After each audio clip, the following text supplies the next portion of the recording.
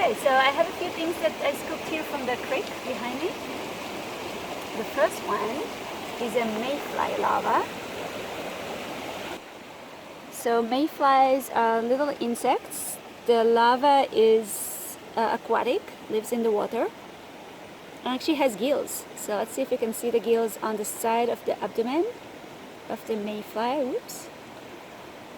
Yeah, it will actually need to stop for that, so we'll see. But anyway, this is the lava. The adult, on the other hand, is a flying insect. We also have some crustaceans like we had before. So this is an amphibird of some sort. You can identify them later using our little guide. And then we have water boatmen here that we had before. We have a fish. We'll look at the fish in a minute. And what else? Did you get a snail? Yeah, we have a tiny snail here which actually looks like the New Zealand mud snail, which is a highly invasive species that we've seen spreading around in this area in the past couple of years, and will probably take over at some point if the conditions are right. They don't lay eggs, this species. They actually give live birth, which is interesting. So each snail should have tiny snails inside, and that's the best way to identify them. And let's see if we can get the fish out.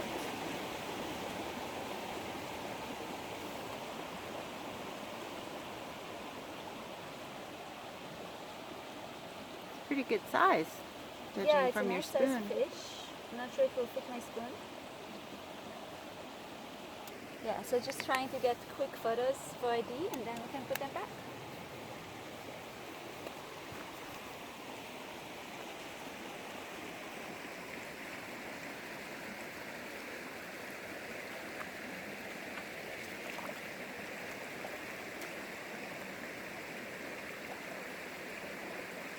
We've collected a sample from Coyote Creek with a D-net, and our first 4 organisms we found, 2 of them in very high number, are the black flies and the tiny little baited mayflies, and an isopod, which we learned last time we were here is not a native isopod.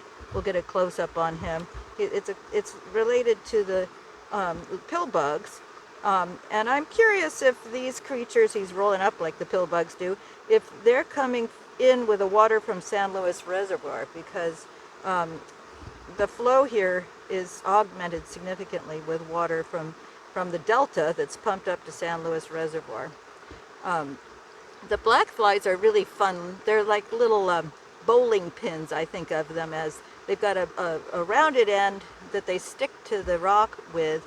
The reason we found a lot of them right where I sampled is because there's flowing water over rocks, and they're filter feeders, so they stick to those rocks and wait for things to come to them with their little, they look like eyelashes on their head that they collect food particles with to eat. The funny thing is there's actually a black fly who's fixed himself to this damselfly. It was on his leg, and it looks like he's moved to his tail here. So I thought there was maybe a parasite on the poor damselfly when I first saw him, but it's just a black fly looking for a surface to be on. So the damselfly is related to dragonflies. You can tell the adults apart because they hold their wings flat. The larvae, you can tell the difference because the gills are on these plates sticking off the back. So they're kind of flat tails. I'll get some close-ups of him to show you. Both of them are predators, and they have mouth parts that come across their faces like this as larvae, and oops, you can see. So their mouth parts are like this, and if you pull very gently, you can open them up and see how they can open and close like this. And I've actually seen a picture of a large dragonfly with a fish that it's caught. So that's kind of turning the tables and getting the bugs to eat the fish. They're also the dragonflies are really interesting because their gills are up their abdomens. And so they actually squirt water, they suck water in to get the oxygen out of it in their gills. But then when they squirt it out, they jet propulse through the water. So if you get a chance to watch a dragonfly scooting through the water, it's breathing and moving at the same time, which I think is very fascinating. So yeah, I'm looking under rocks because often you could find all sorts of macroinvertebrates that live in the creek.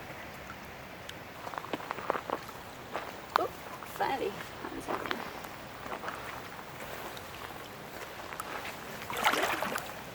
Okay, so this is the rock from the creek, and you can see the little crawling things here. Okay, these are different crustaceans, and we can put them over a white background in a second so you get a better look, but you can see them crawling. So this is like a roly-poly but underwater. It's an aquatic crustacean. Now it's on its back. Ooh, look at that. Okay. So these are not the largest crustaceans we have living here. This is a little piece of crayfish that lives in the creek. It's a non-native crayfish. Just like the little crustaceans, which are actually also non-native, probably. This is there are two different species of crayfish that live here,